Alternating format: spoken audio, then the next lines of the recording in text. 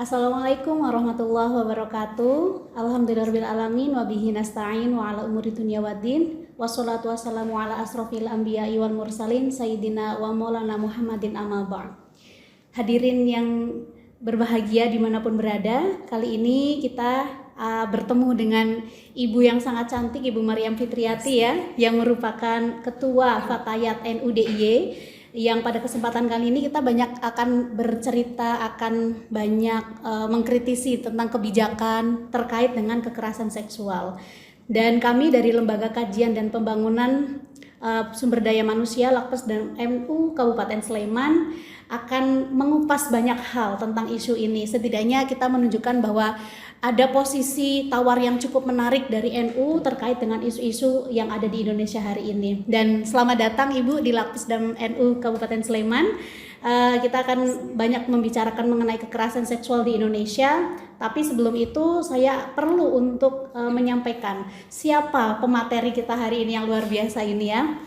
Ibu bernama Maryam Fitriati, tapi dikenal dengan Ibu Vivin ya Bu ya. Nama panggilan kesayangan semua orangnya adalah Ibu Vivin. Dan pendidikan beliau S1-nya di UIN Syarif Hidayatullah ya Bu ya, dengan jurusan Bahasa Arab. Bahasa dan Sastra Arab. Kemudian melanjutkan S2-nya di Universitas Indonesia dengan jurusan Ilmu Politik. Luar biasa ya, dari sastra Arab kemudian ke ilmu politik. S3-nya juga S2 yang kedua juga sangat luar biasa juga, karena di Flinders University di Australia ya Bu, dengan mengambil jurusan Master of Social Work yang sangat luar biasa dan sangat relevan dengan tema kita hari ini, kekerasan seksual di Indonesia.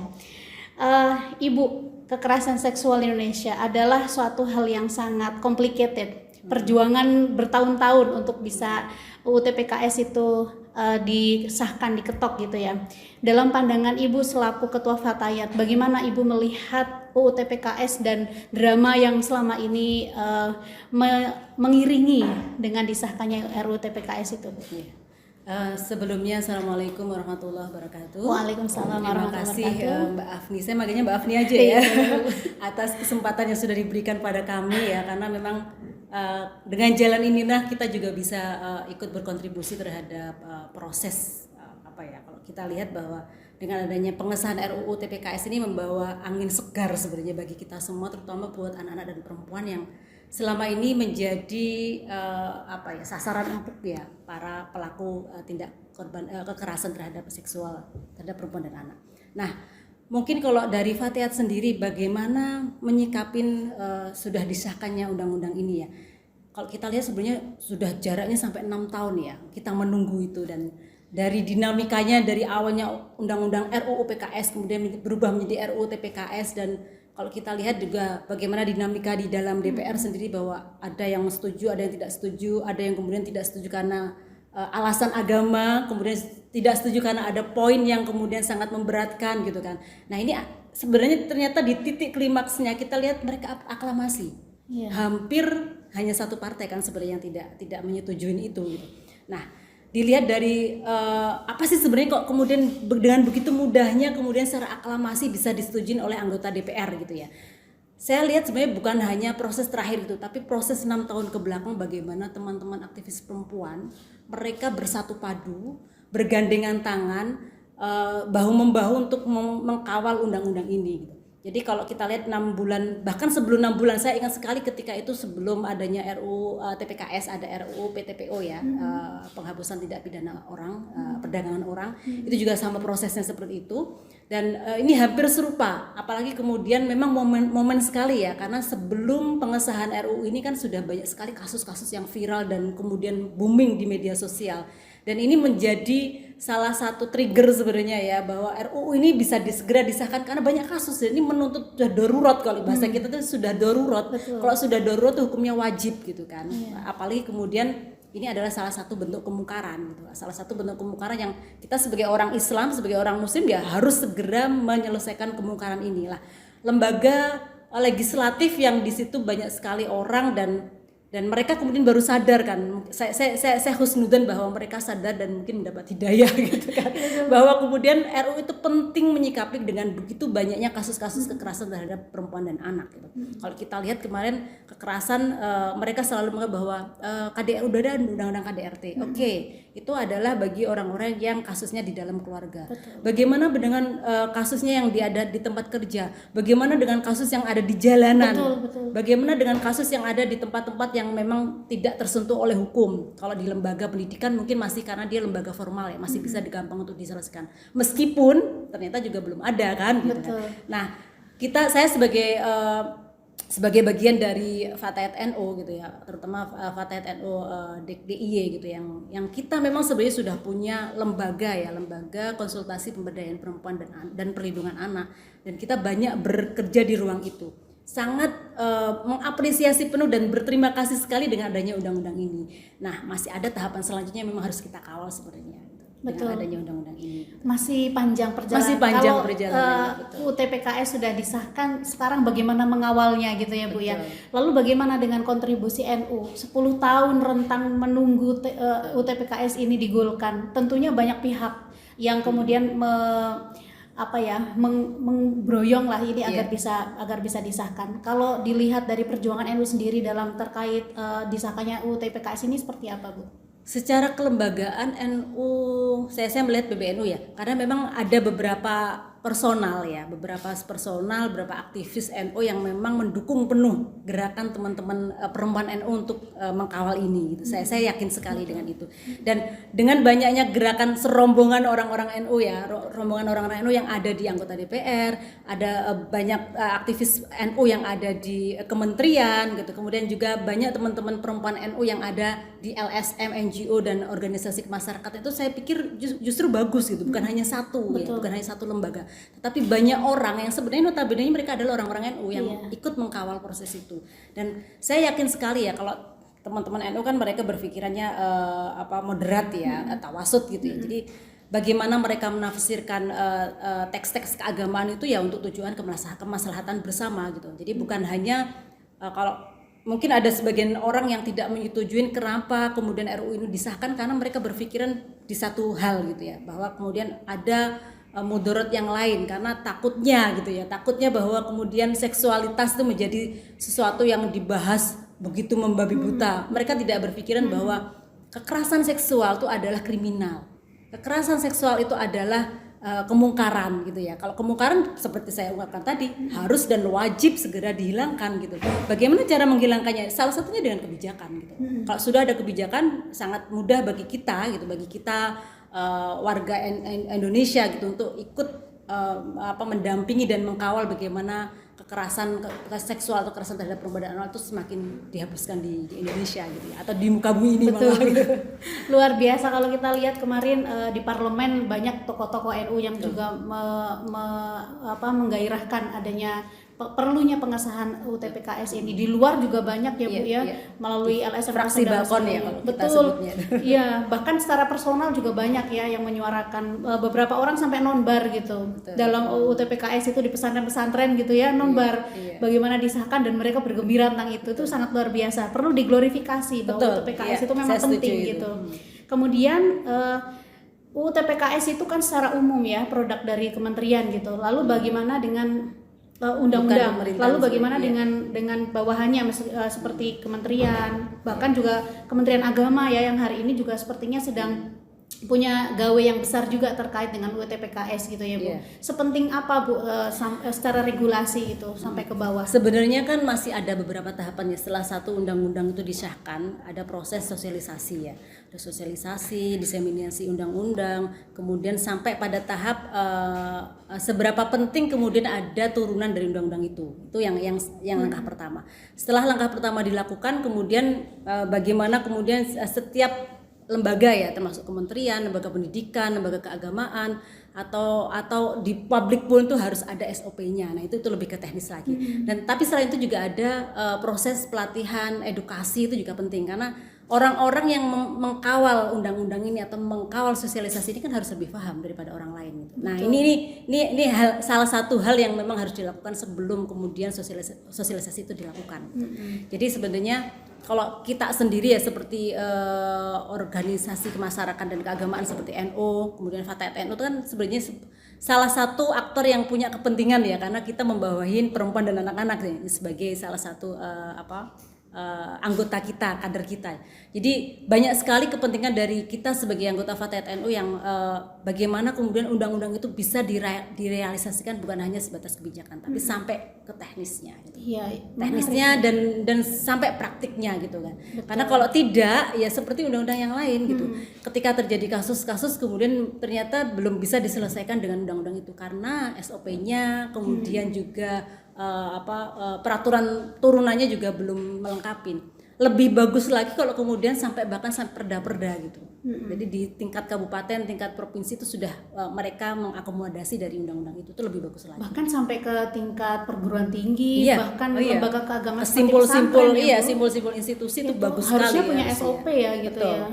Nah, sayangnya kalau selama ini sebelum disahkan sudah ada yang mendahului sebenarnya bagus seperti UI ya. UI itu fakultas hukumnya Fakultas Hukum dan Budaya mereka sudah membuat ya soal SOP bagaimana penanganan pelayanan terpadu terhadap korban kekerasan perempuan dan anak. Terus kemudian juga saya lihat Komnas Perempuan sendiri, jadi mereka sebagai sebuah institusi yang memang menaungi soal hak asasi perempuan dan anak itu juga mereka sudah punya SOP sendiri untuk itu ketika terjadi kasus kekerasan di tubuh organisasi mereka sendiri. Yang kedua yang ketiga kayaknya saya satu lagi di mana ya? Coba saya lupa, saya agak sedikit buka lagi. Oke, kalau itu pasti ya karena dinas Kementerian Sosial ya, Kementerian Sosial yang selama ini malah justru sudah berjalan sebenarnya dengan P2TP2A. Mereka sudah ada pusat pelayanan terpadu penanganan kasus kekerasan terhadap perempuan dan anak, dan itu sampai levelnya di bawah sudah ada, kabupaten sudah ada. Sudah sampai sumpah. Nah sayangnya memang sosialisasinya, saya terakhir kemarin sempat ikut soal ini ya, soal bagaimana P2TP2A menanganin kasus kekerasan terhadap perempuan dan anak, dan ternyata setiap kabupaten itu mereka punya standar SOP sendiri. Dan itu sebenarnya sudah sama sih, baku sih. Tapi bagusnya lagi bahwa setiap kabupaten sudah ada. Sekarang bagaimana lembaga atau institusi yang sudah ada ini kemudian dikenal oleh orang banyak, sebanyak-banyaknya orang. Berarti kan sosialisasi lagi kan, karena nomor hotline, kemudian ketika orang menjadi korban kekerasan harus kemana, ngubungin siapa, apa yang dilakukan itu kan belum cukup bagi mereka kan. Kalau informasi itu tidak mereka dapatkan, mereka bingung. Bayangkan saja sudah jadi korban stres, depresi, shock, dia tidak tahu harus ngapain. Nah, mau nggak mau kan harus ada orang-orang yang siap mendampingi dan memberikan informasi sebanyak-banyaknya mereka harus ngapain. Itu yang penting, langkah pertama sebenarnya yang harus mereka ketahui sebagai korban dan kita sebagai pendamping. Betul. Tadi Fatayat dikatakan bahwa sudah ada lembaga yang menangani tersebut ya Bu. Jika nih teman-teman ya yang di pemirsa sekalian mungkin menjadi penyintas atau punya temennya mungkin ya atau tetangganya yang menjadi penyintas kekerasan seksual, bisa nggak Bu melaporkan dan bagaimana prosesnya Bu?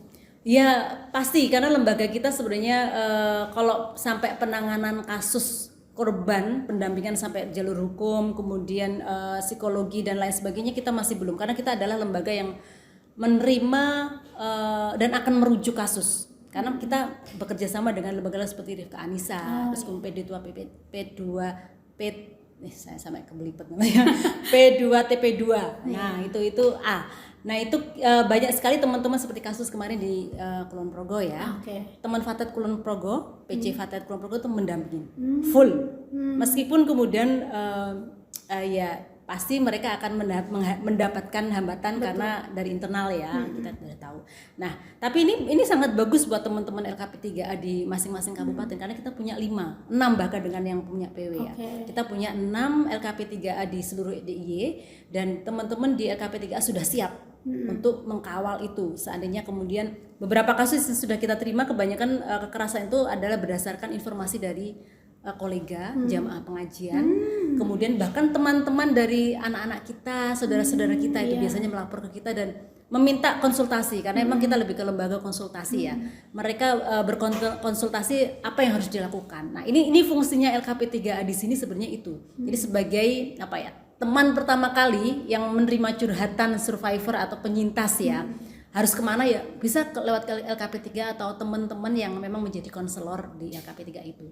Dan di 5 kabupaten itu bisa melakukan itu. Kita akan melakukan penguatan lebih lanjut ya soal bagaimana merespon terhadap undang-undang TPKS ini. Itu penting soalnya. Itu luar biasa ya, karena bagaimanapun kekerasan seksual tidak bisa ditangani sendiri, memang harus terlembaga ya Bu ya. Betul. Termasuk juga Fatayat juga nanti akan berkesinambungan dengan organisasi-organisasi seperti Rifka Anissa, pemerintah bahkan ya Bu ya. Ini tadi nge-mention mengenai kasus di Kulon Progo yang notabene itu adalah di lembaga keagamaan. Betul. Dan sekarang mulai muncul marak ya, kemarin juga sudah ada Heri Wirawan ya yang saya mau bilang alhamdulillah juga gimana ya, dihukum mati gitu ya karena bejat sekali perbuatannya gitu. Menurut pandangan Ibu sendiri gimana Bu, kekerasan seksual di lembaga keagamaan ini? Saya sebenarnya dari awal dulu pernah membaca bahwa Kemenak tuh sudah mulai membuat regulasi soal bahwa pesantren itu harus ramah anak. Ya. Karena selama ini kan kampung ramah anak, sekolah ramah anak, pesantren ramah anak belum begitu luas ya digaungkan gitu. Tapi Kemenak sebenarnya sudah punya regulasi dari 3 tahun 4 tahun yang lalu. Tapi kemudian sayangnya tidak menjadi prioritas gitu. Ketika itu sudah tidak menjadi prioritas kan kemudian tidak viral. Makanya kemudian harusnya diviralkan lagi bahwa konsep pesantren ramah anak itu bagus sekali gitu. Sebagai salah satu pencegahan terjadinya kekerasan terhadap anak gitu. Betul. Karena kita tahu ya lembaga pesantren itu sangat jelas ada ketimpangan antara pimpinan, kiai, kemudian ustadz dengan para santri. Para santri itu kan di level paling bawah, ya, yang sangat beda ya. yang sangat mereka di posisi yang istilahnya posisi yang sangat sulit gitu loh. Mereka tidak punya tidak berdaya gitu terhadap dengan posisi dan daya tawar mereka gitu. Nah, bagaimana kemudian ada beberapa, bahkan kalau nggak salah ada 8 standar ya bagaimana pesantren ramah anak itu yang harus diberlakukan di pesantren. Itu bagus sekali. Bukan hanya soal bahwa pesantren itu secara infrastruktur itu aman untuk anak-anak, enggak. Apakah kesehatan juga terjamin, apakah keselamatan juga terjamin, apakah memang juga mereka jauh dari tindak kekerasan, itu juga penting. Itu bahkan dibahas di situ. Nah, kalau seandainya itu bisa digaungkan lagi, diviralkan lagi, kemudian diperkuat lagi, saya yakin kok kemudian kasus-kasus itu tidak akan terjadi lagi di pesantren, di lembaga keagamaan seperti pesantren.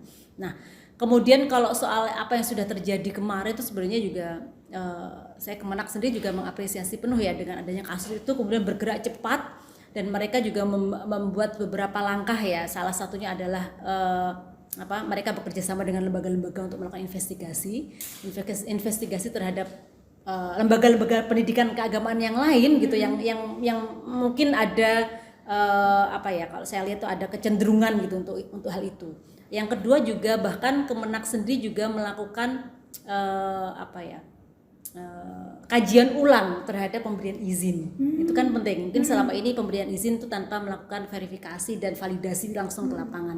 Apakah memang pesantren ini, nah ini pentingnya sebenarnya masyarakat sekitar juga mengetahui ya.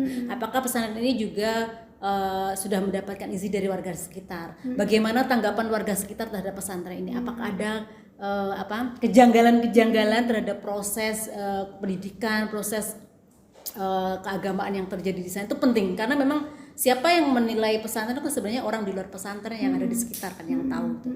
Makanya kemarin tuh juga sebenarnya kasus yang di Heri Wirawan kan kalau nggak salah juga kasusnya berawal dari ada anak yang sakit atau yang kemudian diketahui dan warga setempat tuh juga nggak ngeh kalau itu ternyata ada kasus sampai beranak gitu kan, sampai 1 orang mempunyai anak 2, bayangkan gitu loh. 13 korban. Iya, 13 korban dan anaknya berapa kalau nggak salah? 4 ya Bu ya. Lebih enggak. Dan itu dan yang ironinya lagi karena ternyata menjadi dikalkulasi menjadi sebuah modal sosial untuk mencari bantuan. Betul. Panti asuhan itu kan menyesakkan bagi mereka penyintas gitu loh. Mereka penyintas, anak-anaknya juga penyintas.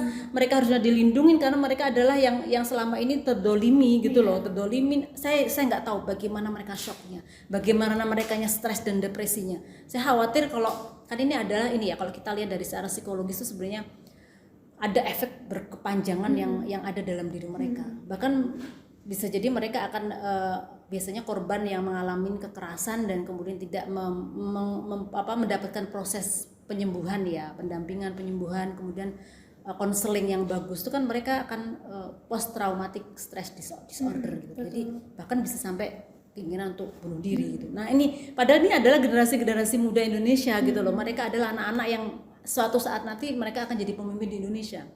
Bayangkan dengan menjadi penyintas itu kan hidupnya udah ambiar ya kalau orang sekarang, anak sekarang hidupnya udah ambiar gitu. Bagi mereka sudah tidak aduh saya kalau udah ngomong soal ini nih nggak kuat emosional ya. Iya gitu, berapi-api gitu mereka tuh sangat berat. Iya gitu. Karena saya pernah di Jawa Timur ya, di tempat ibu saya itu ada korban juga, ada penyintas dari Bantul. Kemudian dia dikirim di tempat kita di lembaga keagamaan di pesantren itu ya, terus didampingin oleh orang tua.